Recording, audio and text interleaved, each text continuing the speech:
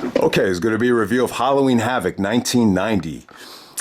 So we got NXT doing Halloween Havoc in the NXT TakeOver format this weekend. So it should be really interesting to see if NXT, takes that next step forward with the new creative. The last NXT show, I still thought it was really lacking with the atmosphere and just the middle of the card. So I think you got a great main event. You got Dragunov in the triple threat with Braun Breaker and Jordan Devlin. So it should definitely be a step up, but a little bit skeptical about the undercard, but we'll see what happens. On top of that, it's Halloween season. Halloween Ends is on the WWE Network on Peacock. Apparently, Jamie Lee Curtis said this will be the last Halloween. So I definitely have something special planned for Halloween. I definitely want to review a Halloween-related movie by the end of the month, but don't have a lot of interest in the last Halloween movie. I mean, there's been so many sequels, but it looks like this will finally be the last one. I mean, what are they going to call the next one? Halloween Ends 2. So it looks like it's finally done with. But yeah, with Halloween Havoc 1990, this is really the only WCW show I saw as a kid. I mean, I pretty much did not watch another WCW show until after the invasion. I think I might have rented like Starrcade '98 on VHS, but yeah, this was really it, and it kind of turned me off at the time. I mean, I think a lot of it went over my head. I was only like 7 years old at the time. I had bought like a lot of WCW action figures, Sting, Ric Flair, maybe even the Steiners, maybe Sid. So I was really into the action figures, but in terms of the actual shows, I was strictly a WWF Coliseum video guy. And so was my friend down the street. Like, that's all we rented. There is a store called the RX Place, and you could actually rent these tapes for 49 cents. I mean, they get you with the late fees, but 49 cents. I do remember this was the only one I rented. And because of the ending, like, I just didn't like it. I just thought it was cheap. I just think a lot of it just had with the execution of the main event. I just felt like it wasn't, I think if this was done under Vince's umbrella, I think he would have thrown a fit. I really do. So it's just not the way the WWE probably would have done it. But yeah, I mean, looking back on it, I could definitely appreciate this show for what it was. So if you grew up thinking this is a great nostalgia show, I have no problem with that. I actually now that I'm older now, I actually like the feel of the company. It definitely, has a unique feel to it. All these years down the road, over 30 years. So it's been quite some time. But yeah, this is Halloween Havoc 1990. We got Sting in the main event against Sid Justice.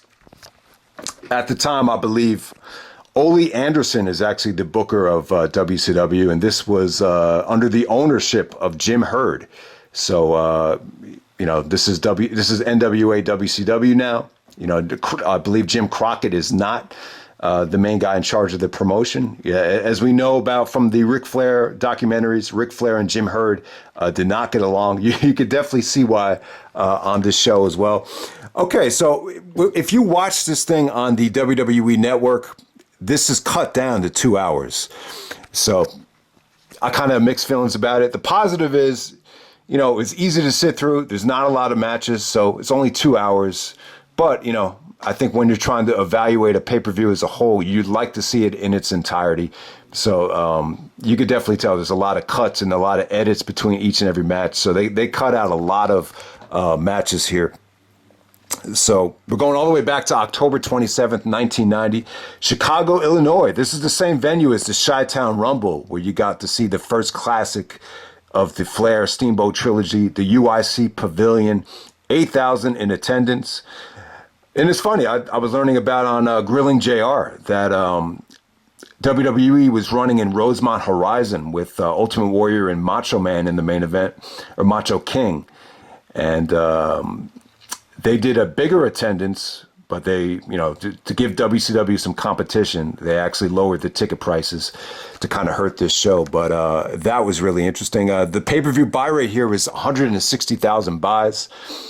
It's funny. They actually raised the price for Halloween Havoc. They moved it up to $19.95. Great American Bash, the previous pay-per-view, where Sting beat Flair for the title, I believe that was $14.95. So yeah, that just shows you how cheap the pay-per-views were back then. Okay, and on to the main show. We got Paul Heyman and Jim Ross doing commentary here. So yeah, it's crazy, man. This is really Paul Heyman's, I believe, one of his first, maybe his very first time doing color commentary here. Apparently, this was Jim Ross's decision to bring Paul Heyman along with him, and it's crazy, man, because this is my favorite commentary team of all time. I think JR, Paul Heyman, that whole time during the invasion, even before the invasion, WrestleMania 17.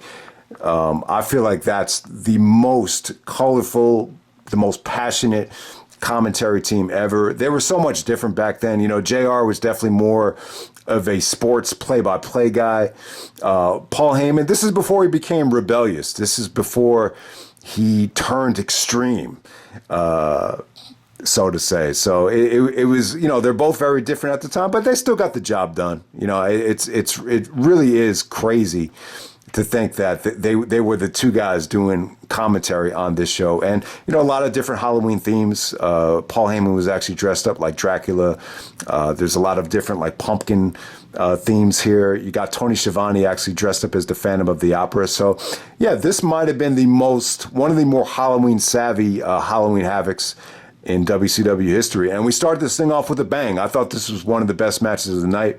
We got Tommy Rich and Ricky Morton teaming up to take on the Midnight Express with Jim Cornette.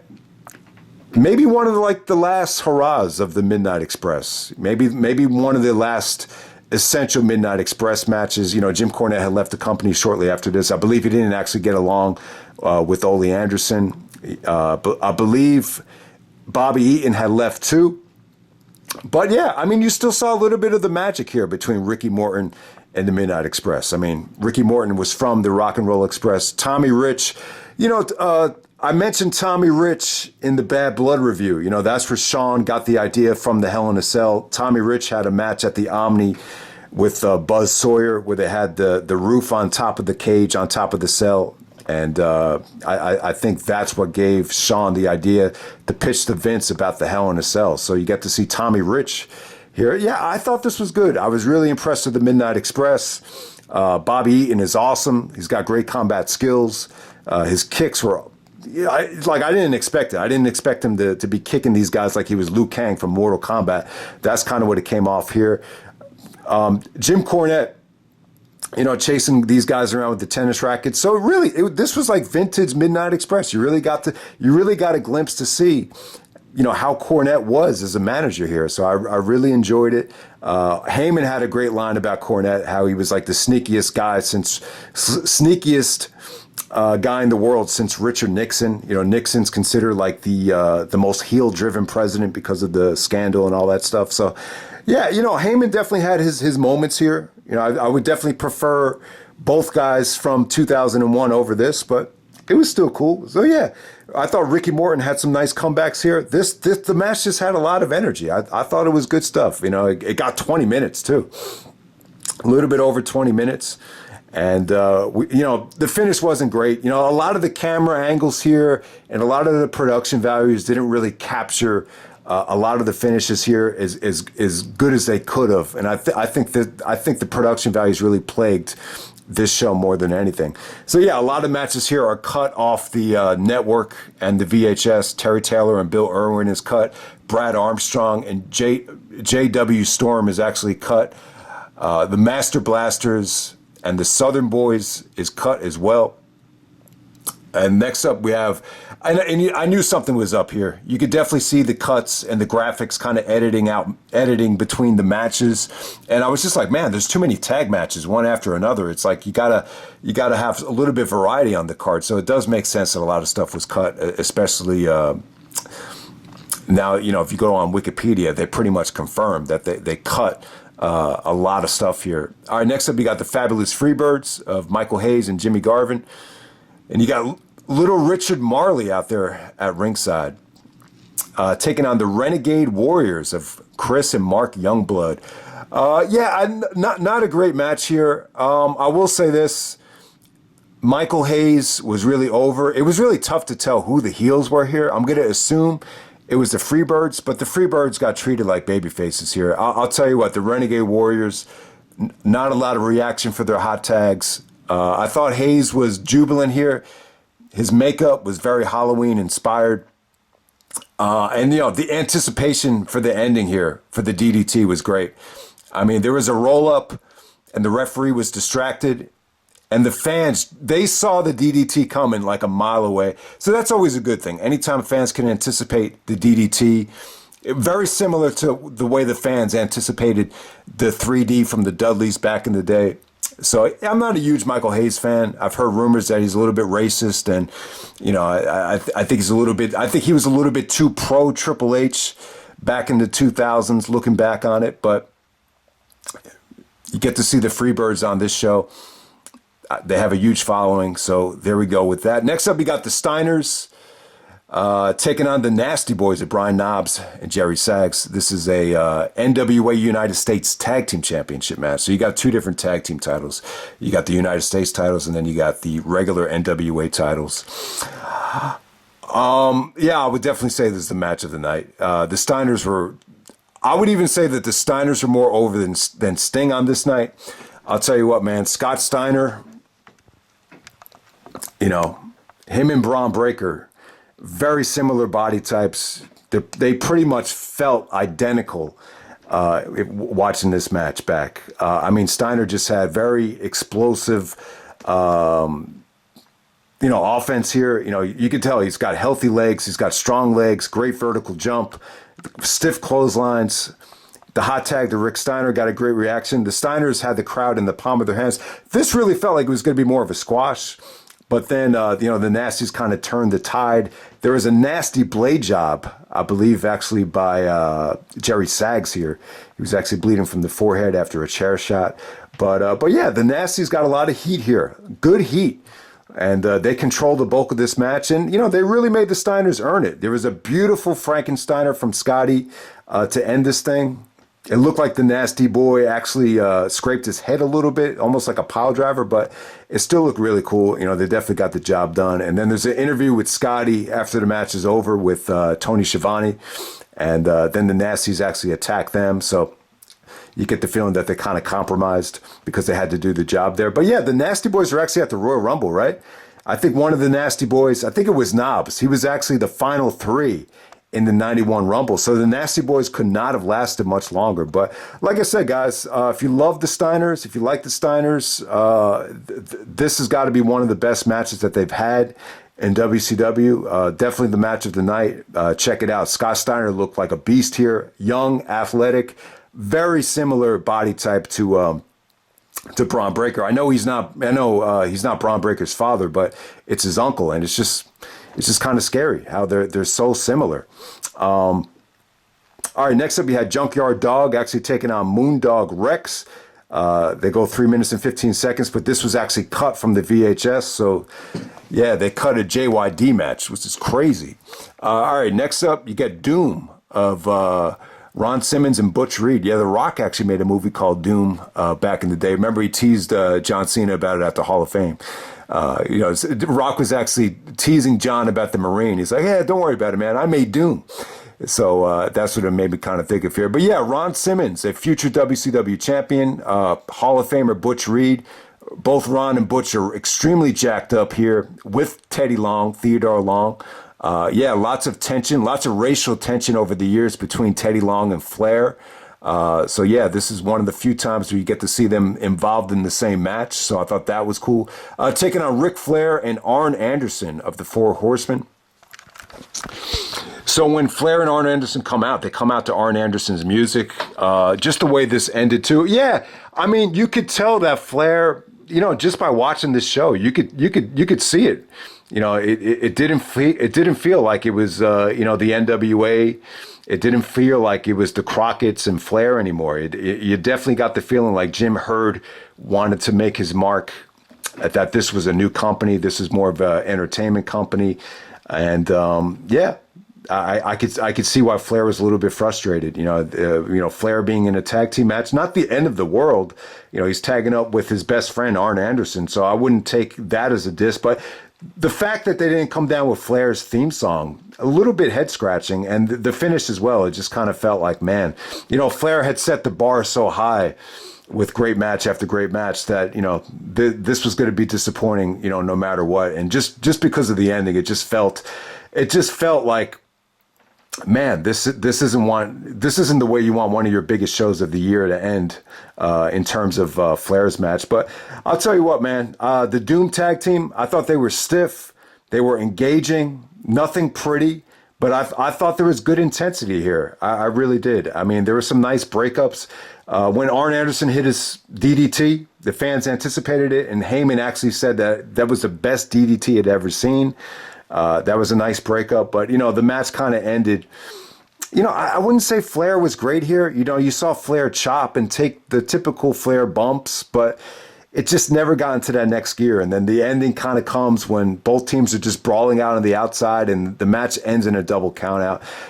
Bischoff was saying that Halloween Havoc he felt was the biggest show of the year, and I don't know. I never got that impression from a Halloween Havoc. I really haven't. I mean, I really do not think October is the month where you run your biggest show of the year. And I'm not a big fan of Bound for Glory being in October. I just think there's too much competition with sports. You got NFL season in full gear. Yeah, every team is still in it. You got the MLB playoffs going on. You got the NBA coming back. You got the NHL coming back. I just feel like this is not the right month to run your biggest show of the year. So I would definitely disagree with Bischoff that Halloween Havoc, was the biggest show. I just never got that feeling. But yeah, kind of a disappointing match for Flair standards. Next up, you got Stan Hansen, challenging Lex Luger for the United States Championship. This was cool. Stan Hansen was unique. The pre-match promo was really rugged and rough. I mean, it was fun to watch. So Lex in this match, not a great showing from Lex. Part of the problem with Lex was I think his punches had a huge part in holding him back. I really do. I remember Shawn Michaels talked about how he punched like a girl. That was his biggest critique, in 1993, when he had his push. Shawn was very critical of Rob Van Dam's style. So I think, yeah, I mean, if you want to get over in the WWE as a top guy, I think punching, delivering and executing a solid punch for a comeback is a huge part of it. And I think more than anything, for as good as Luger looked as an athlete and the suplexes and everything else, I think the punches more than anything held him back. And yeah, this was a nice surprise. I thought Stan Hansen was unique here. He actually got help from Dan Spivey. He actually brought down a cowbell when the referee got knocked down. But I'll tell you what, man, Stan Hansen was pretty stiff here, man. He could deliver a stiff-ass lariat. The ending was really unique. I mean, it wasn't pretty. He gave him a full clothesline. And Luger doesn't bump. He doesn't give like the tough enough bump. He just like collapses. And it was cool. It was unique. I think if you want to sell like a real stiff clothesline, that might be the way to sell it. You could definitely tell like a guy like JBL was heavily influenced from Stan Hansen. You could definitely see it with the clothesline from hell. So yeah, I mean, Stan Hansen, not an awesome physique. His body type, I would compare it to more like a Trevor Murdoch, but you could tell, man, he old school, rough and rugged, just stiff, a unique promo too. Okay, and on to the main event. We got Sting defending the NWA Championship, which he won from Flair at the Great American Bash. And Sting is going to defend it against Sid Vicious. Psycho Sid, Sid Justice, whatever you want to call him. So yeah, Sid definitely had a lot of support here. I think the fans were really into him, but it wasn't anywhere near like Survivor Series 96 when they treated him like a god. But yeah, he was pretty over. But I would still say Sting was definitely treated like the fan favorite, the bigger star. I got to say, looking back on it, I think Sting got a really good match out of Sid. I think Sting's, it was fluid. It really was. I really thought Sting bumped well for Sid. There was a lot of athletic, maneuvering from Sid. I mean, everything just flowed pretty well. I mean, I can't say that I was like really bored watching this thing. I mean, Sid's offense was pretty basic. I mean, he didn't look like the punches didn't look, that bad here. But yeah, what Sid had going for him is just the facial expressions, just the way he looked at the crowd, the overall look. But yeah, I mean, Sid was not pretty here, but I really thought Sting did a lot of creative things in terms of, bumping for Sid, in terms of the clothesline where he actually launched himself from the ramp into the ring. I thought that was cool. Some of the sunset flips from Sting to Sid actually looked pretty good. I mean, this is probably one of the easier Sid matches, that you could watch. I didn't think the actual work was bad. All right, so the actual finish here. So the finish kind of overshadows the match. I mean, the match is pretty much, whatever. I mean, some people say if Sting and Sid didn't click here, then they probably never clicked. I mean, I'm not going to sit here and say that, Sting and Sid just didn't have it on this night. I thought this is what you would expect from a Sid match with Sting trying to carry him. So I can't really say that they were off on this night. But yeah, the finish pretty much overshadows the actual match. I hated it as a kid. I thought it felt Bush League. I thought it felt cheap. And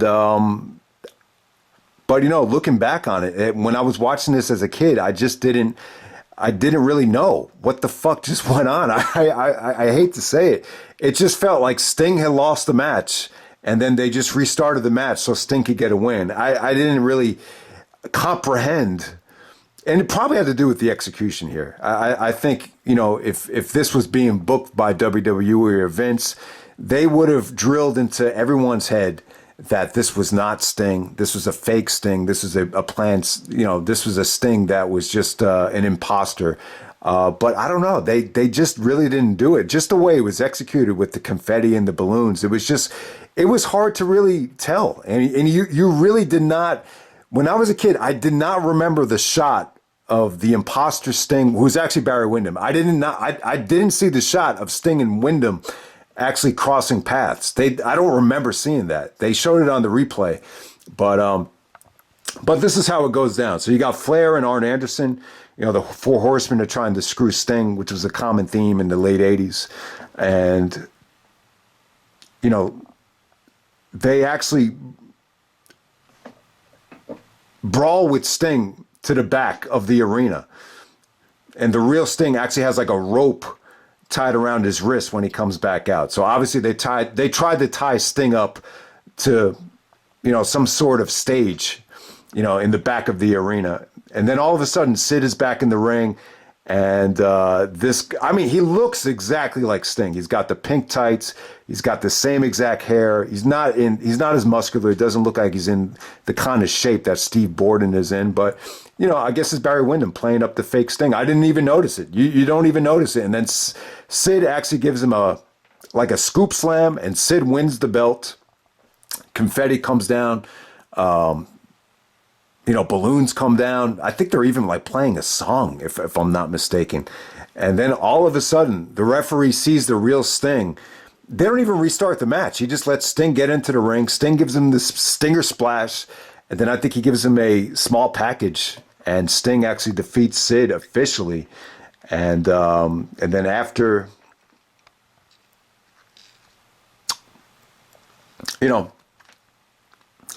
I want to say it was after the match is over, you get to see a shot of the fake Sting and the real Sting actually cross paths.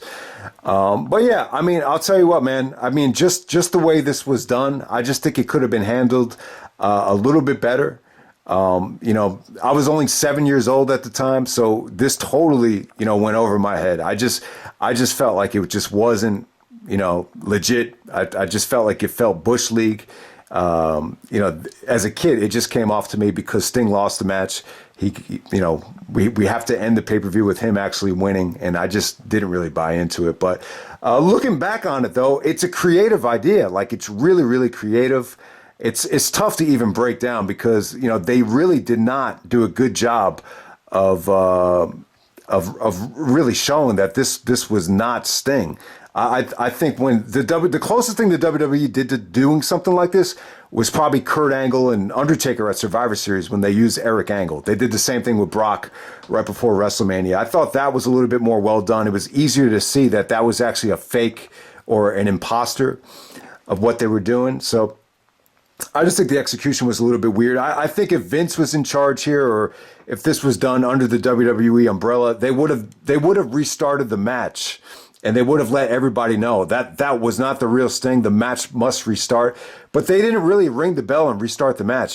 They just kind of went into the finish, and it just kind of ended abruptly. And I don't know, man. I'm just I like the idea. I think for that time the idea was cool, and as a kid I bought into it because I didn't even know. I didn't even know that was a fake. That there was a fake Sting. I just thought Sting won the match because they wanted the pay-per-view to end with Sting, winning the title or retaining the title. I just thought they wanted a feel-good moment. So either way, I just couldn't buy into it as a kid. The result is I never went back to WCW, not for 1 minute, not for 1 second, until well after the invasion. So yeah, if you're trying to appeal to the masses, and at the time I was not a smart wrestling fan. I wasn't, that in tune to the business. I just liked it because I liked to play with wrestling figures, and I was attracted to the superheroes. I wasn't really into, 5-star matches. I just liked the larger than life characters. So I guess if you were trying to appeal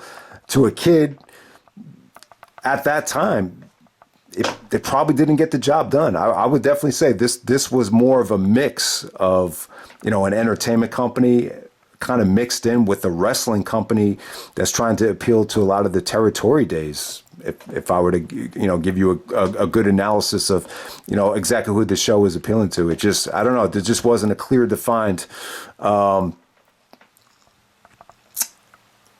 direction of the company, I would say, at the time. I mean, it definitely felt like, this company was taken over by a guy that was running Pizza Hut. So it kind of felt like that. I know Ole Anderson was actually the booker here, but yeah, I just think execution-wise, I think even Jim Ross would agree. Execution-wise, it could have been a little bit better. But good idea, though. Barry Windham playing the fake Sting. It almost looked identical. It really, really did. I mean, you could not tell from a bird's eye view if that was a different Sting. You really couldn't tell. So good job there. I just thought the execution should have been a lot better, especially with the production values and the camera angles. They definitely should have caught that shot of Sting crossing paths with Barry Windham, before the finish, not after the finish. I would definitely say that. So, yeah, this was a tough one. I'm not going to say it was a nostalgia show because I wasn't a big WCW fan, but, this is the first WCW show I ever rented or watched as a kid. So, since it's Halloween time, I figured I give you my thoughts on it. So that's pretty much it. Hope you guys enjoyed it, and I'm out. All right.